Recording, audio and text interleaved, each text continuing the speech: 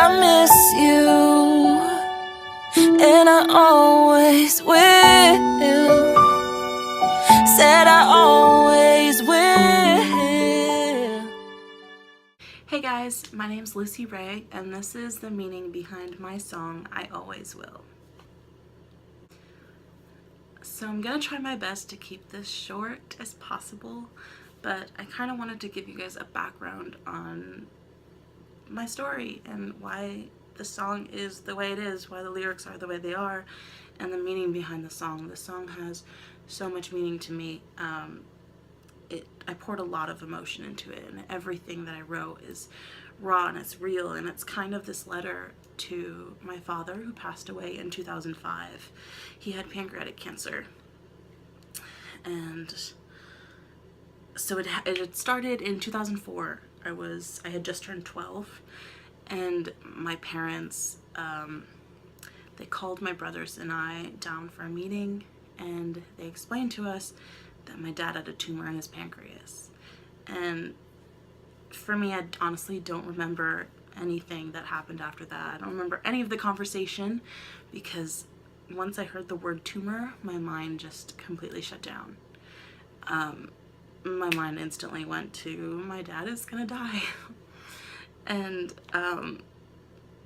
I do remember after that conversation, I ran up to my bedroom and I wrote my very first song, and it was called Look Inside, and it was about looking inside yourself to find your strength, because I knew that I was gonna have to do that. I knew that I was gonna have to find strength somewhere to get through what I was about to go through. I was in October or November that happened, and his surgery was in December. So they told us he was gonna have surgery, they were gonna try to remove it, and so they did the surgery, and it was unsuccessful. The tumor had already wrapped itself around vital organs, and they couldn't operate. So that Christmas we spent in the hospital. My dad hooked up to machines, and that was kind of the last Christmas that we had as a family. Even after that, we never really had Christmas again. It was never the same. So that Christmas was it. I'm sorry, I look really, I'm trying so hard to hold it in, but I know I just have to let it out. Yeah, so with the unsuccessful surgery, the doctor gave my dad 6 months to live, and he said you probably won't make it much longer than that. So the next few months were a lot of feeding tubes. He couldn't eat, he couldn't digest his food properly. We had a hospital bed in our living room, which is where he slept, which is where he stayed a lot of the time during the day. If he was resting, he was in the hospital bed. He still tried so hard to do normal things. I remember us playing catch while he was still sick. He would play catch in the yard, or we would go on walks. He couldn't go far, so we would just go down the street. But I know I spent every moment that I could with him that year, and there was never a lack of knowledge of knowing how loved we were by each other. There was never a regret. There was never an I love you that wasn't said. There was never an appreciation that wasn't acknowledged. So I'm very thankful, and I'm very grateful that that was never something I had to deal with. That was never something that was on my mind, was did he know that I loved him, or did he love me? We both knew. My whole family, we all knew.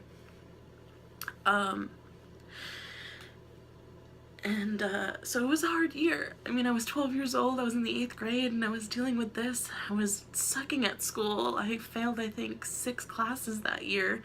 My teachers were amazing. The school system was amazing. They helped us as much as they could, but all in all, it was a really rough situation. So this song, I Always Will, comes from the moment in time when we knew that it was the end of the road. I said the doctor gave my dad 6 months to live, and he pushed through and he lived 10 months. He really fought, and there was never a time that he complained that he was in pain or that he was uncomfortable. There was never a complaint from him, and he was literally dying from the inside out. And I think watching that is what made me feel like, okay, he's not complaining, and he's the one that's sick, he's the one that's dying, so how can I complain? You know, how can I show people that I'm hurt when he's not? And I know now that that wasn't exactly how it was, but then I felt like I needed to be strong for him, and I needed to be strong for my mom, and oddly enough, I was the youngest, but I felt like I had to be strong for everybody.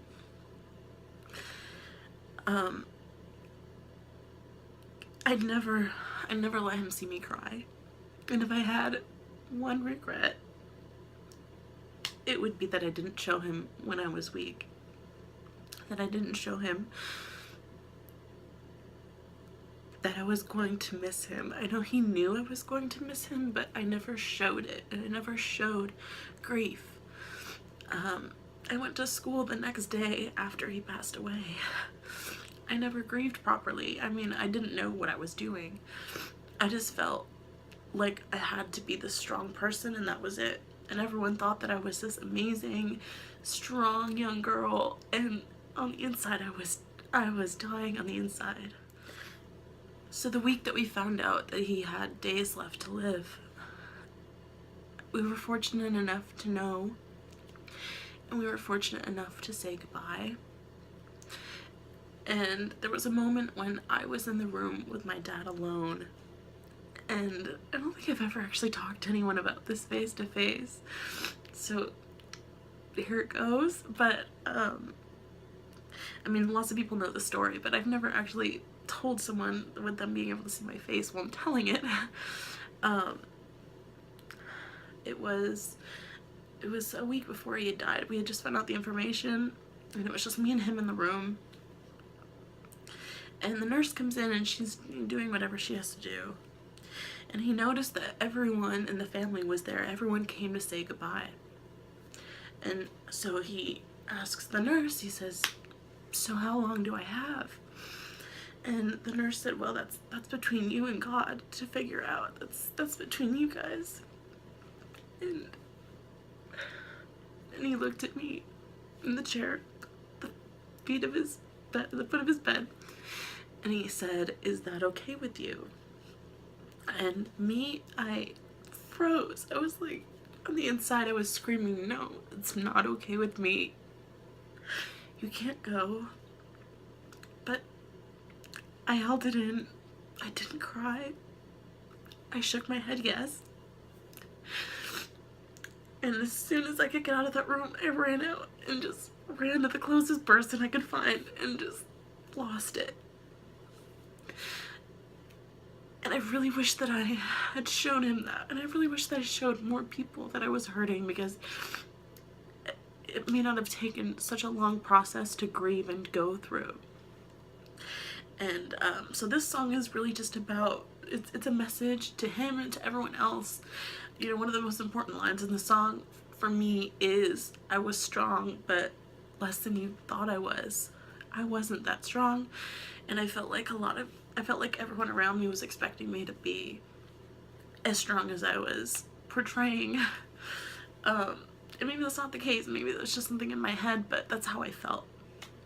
So, I mean, if anything, I want to encourage anyone that's going through some kind of situation like that that it's okay. It's okay to hurt. It's okay to be sad. I've gone through so much of my life thinking that I needed to be this person for everybody, that I needed to be their rock and I needed to be their strength. And it's just not the case. You're allowed to be sad. You're allowed to be upset. I was 12 years old, and the man that was everything to me was dying. Like, it was okay for me to be sad. So I wrote this song to get all of that emotion out, and I felt a lot better after writing it and recording it. I have felt a weight lifted off of me, because it's kind of everything that I didn't say, I said it out loud so everyone can know, hey, I wasn't that strong person that you guys think I was. Haha, joke's on you. No, like, it was just everything that I didn't know how to put the words. I didn't know how to say it when I was so young. But now that I'm older, I put it into songs. So that's my story. This video is 10 minutes long now, so if you have watched the whole thing, thank you. My dad was an amazing man, and he was everything to me. He was everything to my family. I mean, God, it's crazy to me sometimes, because how can a person so amazing have their life cut so short? It doesn't make sense, but it happens. Life happens, and I learned so much from him, and I carry him everywhere I go with me, and everything I do is for him. Everything I do is to make him and my family proud of me, so hopefully this song does it. And if anyone is going through this kind of situation, or they went through it and they're still going through it, please feel free to reach out to me, because I wish I had someone that did that for me. I wish I had someone that understood, so I wouldn't feel so alone. And I just want more people, and more young people, to know that they're not alone, that, you know, other people have gone through this, and it does get better, and the pain doesn't go away, but you are able to heal and move on and live this amazing life that you were meant to live. On this earth is full of so many different things, and it's hard to see that when you're trapped in such a dark place, but I just want you to know that there's light, and I hope you guys can find something to relate to in this song with someone. I hope that it really touches you the way that it touched me when I was writing it. So thank you for watching. I love you guys so much. I'm excited for y'all to hear the song. Let me know your thoughts. Share it. I'm not sure what platforms it's gonna be on, but do everything you can do. It means the world to me. Honestly, just listening to it means the world to me, so thank you.